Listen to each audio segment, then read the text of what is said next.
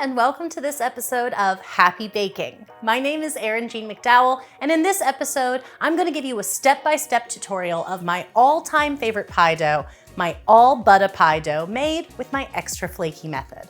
This is the dough that I am the most known for. So if you've ever seen my pies on social media and you're looking for that crust that I label flaky AF, well, this is that beautiful crust. And I'm so excited to show you just how it's done. You can find this recipe in my best-selling cookbook, The Book on Pie, or you can find it in the video description below if you want to bake with me. Now let's get baking. First, let's talk about the ingredients you'll need for this dough. My favorite pie dough is made with just 4 basic ingredients: flour, fat, salt, and water. For a classic pie dough, nothing beats good old all-purpose flour. Both bleached and unbleached all-purpose flour work well. I've tested my pie doughs extensively with both. Inside the book on pie, I have more dough recipes that use alternative flours, things like spelt or whole wheat, even a gluten-free dough. If there's any pie dough videos like that you might want to see, be sure to let us know in the comments so we can make them for you. My preferred fat for pie dough, as you may have guessed by the name, is butter, baby. And it really is just because it has the best flavor. I opt for unsalted butter, just because it's difficult to tell when you're using salted butter if the pie dough is going to be seasoned just right. And I really want it to have great flavor. If you use salted butter all the time and you feel comfortable and confident about that salt content, go ahead and use salted butter. It'll work great too. Most major brands of butter in the United States have around 80% butter fat, while most European brands are closer to 82. While this may seem like a small amount in theory, it basically means that American butters have a higher moisture content, and that makes them a little bit firmer when they're chilled. It also means that higher fat European butters are more prone to melt in your hands or in the oven, just because they have that little bit of higher fat content. My personal favorite brand of butter is Tillamook, which is made in the United States, but actually has one of the highest butter fat contents of US produced butters, ringing in at 81%. So it's right in the middle, and it's my all-time fave. Next up, salt.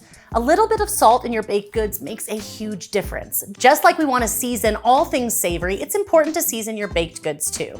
I opt for fine sea salt in all of my baking. It disperses evenly and dissolves super easy. Finally, the water. The main thing to remember about your water is that it should be cold. If you're capable of working quickly, chilled water is enough, but for most people, or if it's especially hot where you live, adding a few ice cubes to the water to help keep it cool is your best bet. Now, my recipe has some dreaded words in it. Those words that you sometimes see at the end of an ingredient. Plus more as needed. I know that these words are extremely scary, but it's important to know why I write them in this recipe in particular. Different types of flour and even different brands of the same type of flour hydrate completely differently. That means if you're using one brand of all-purpose flour and I'm using another, they could require different quantities of water to make sure that they're both properly hydrated. The main takeaway is, consider the base amount of water in this recipe as a jumping off point. You're definitely going to need to add more. Here are some other ingredients you sometimes see in pie dough recipes and why you don't see them in mine. First up, sugar. I love sugar as much as the next person, but I don't usually add sugar to my pie dough.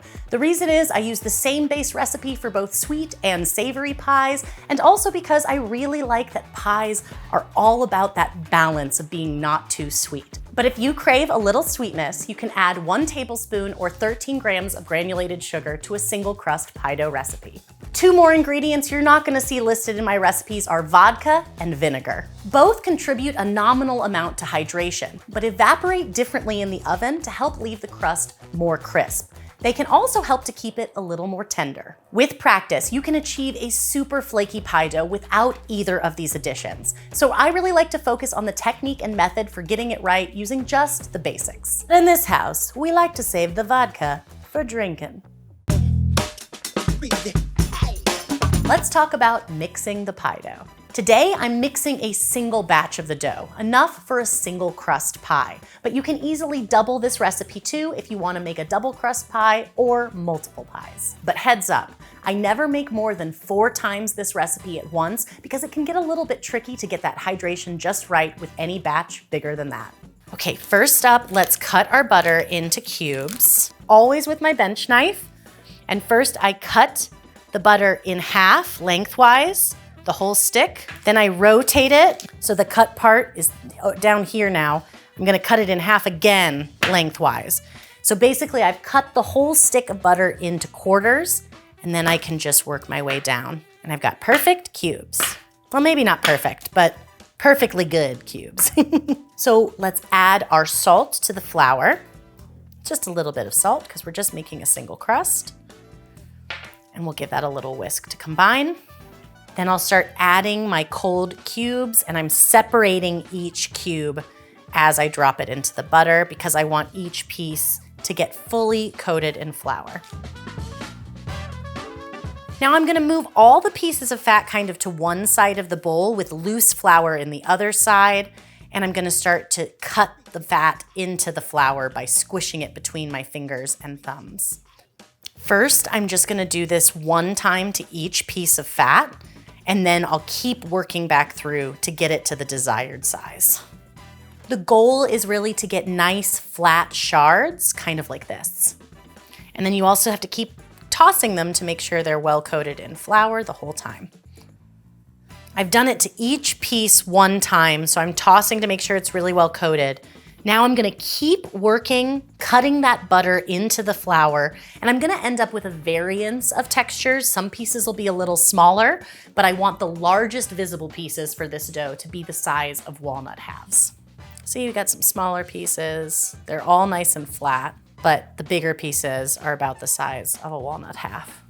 Now it's time to start hydrating the dough. We'll make a well in the center of the mixture. I just do this with my hands. They're already floury. When I start adding the water, it's important to be sure that you don't allow any of the ice cubes from your water to go in because they might kind of confuse you. Your dough might look like it's properly hydrated, but then that piece of ice melts. Suddenly the dough is too sticky. So I'm just gonna use my hand to prevent any of the pieces of ice from coming in. And I'm gonna start with the amount of water that's listed in the recipe, which is a very small amount, and we will need to add more. We'll start by using a tossing motion because that will help to distribute the water without really working the dough too much. Then when the dough starts to hydrate, you start seeing these large clumps in the dough, and that's basically this clump has started to get hydrated. So what we wanna do is break up those clumps a little bit just to help disperse the water. You're not trying to break up any pieces of fat when you do this, just any hydrated pieces of dough. Then once it starts coming together a little bit more like this, we're gonna switch from the tossing to more of a kneading motion. And usually what happens around this point is that a portion of the dough really starts to come together like this, but we still have these dry, powdery bits in the bottom of the bowl. So what I like to do is actually just remove the part that's hydrated because it doesn't need any more help from us right now, but this part really does. So I'm gonna add a little bit more water just to this part. That's better. We're wanting to make sure we don't get any of this powderiness. Like when flour is unhydrated, it's white and powdery. So as the dough starts to become hydrated, it begins to get more of an ivory or yellowish tone. I think everything's pretty perfect now, so I'm just gonna knead it until it comes together. And the dough should come together, but it's not gonna look totally smooth. It should look kind of craggy, but if when you pick it up, any pieces sort of fall off, it may be underhydrated or undermixed. So like, look how it just picks up everything in the bowl now. You should be able to put a clean, dry hand onto the dough, lift it off. It's still clean and dry, baby. So you know my favorite method is mixing by hand, but let's talk about some other ways that you can successfully mix pie dough. If you have especially warm hands, you might enjoy using a pastry cutter, a hand tool that is meant to help you cut fat into flour. If it's hot where you live or where you're working, you can even chill the pastry cutter in the refrigerator or freezer, which will help keep things cold while you're mixing. The one thing I don't love about the pastry cutter is that it makes more pellet-like pieces of butter in the flour instead of making flat shards, which is really my ideal. But it's a really useful tool, especially if your hands are just too hot to mix it that way. Another thing you can do if you have hot hands or live in a warm environment is go the food processor route. The food processor is great because it works the fat in very quickly, which means you have the best chance of things staying really cold during that early part of mixing. But I still think it's best to add the water by hand, meaning not in the food processor. There's just too many nooks and crannies in and around the blade for water to kind of get trapped, and it can really screw up your hydration. Another tool you can use is actually the trusty stand mixer with the paddle attachment. This is something I like to do when I'm making especially large batches of pie dough because it makes quick and easy work of it. I actually like the stand mixer a lot because the paddle shingles the fat a little bit more like your hands do, into larger, flatter pieces, instead of smaller, pellet-like pieces with the pastry cutter or the food processor. And like with the food processor, I still recommend adding the water by hand. I'll start by lightly dusting my work surface with flour and then place my dough down, and I'll dust a little flour on the dough too. And I'm gonna roll it out to about 1/2 inch or 1 centimeter thick. The exact shape and size of the dough doesn't really matter. It's really about the thickness. So don't worry here about maintaining a perfect circle or any perfect shape. Just focus on getting it 1/2 inch, 1 centimeter. So one thing that's not really written in the recipe is that sometimes pieces of butter, since they're so large, they'll work their way to the outer edge of the dough. So if I notice that at this stage, since I'm gonna be folding, I'll literally grab them off of those edges and just smush them into the center of the dough. That way, as I fold it, they're getting more protected and not staying on those outer edges. I'm just brushing some of the excess flour off the surface of the dough because we don't want that getting incorporated. Then I'm gonna fold it in half and then fold it in half again, AKA I'm folding it in quarters. And it doesn't matter which side you start with, just fold the dough in front of you in quarters. In the extra flaky method, you can add either 1 or 2 sets of folds to the dough. And if you wanna add a second fold, unless it's really, really hot where you are and the dough has started to feel sticky, you can usually do 2 sets of folds back to back. Usually 1 fold makes it plenty flaky enough, but every now and then I will go for a second fold. I might do this if the butter pieces are still looking really large or if I see lots of pieces unprotected by dough, just to make sure that they're really locked in. So you'll notice that the folding process makes the dough sort of squared off naturally. So in order to make it round again, to make it easy to roll out later, I like to tuck the ends under the dough all the way around. It just helps sort of start to work it back into a rounder shape naturally. And then I just sort of use my hands to round it into a nice disc shape, like that. Once a dough has been folded like this, it really needs time in the fridge to relax. The gluten that we formed during this process is making tight, tight bonds, and we need to just let them chill out a little bit. While it's possible to just give it 1 hour in the fridge before using it, that'll work. My preference is to let it chill overnight in the refrigerator. It's always super easy to roll out the next day.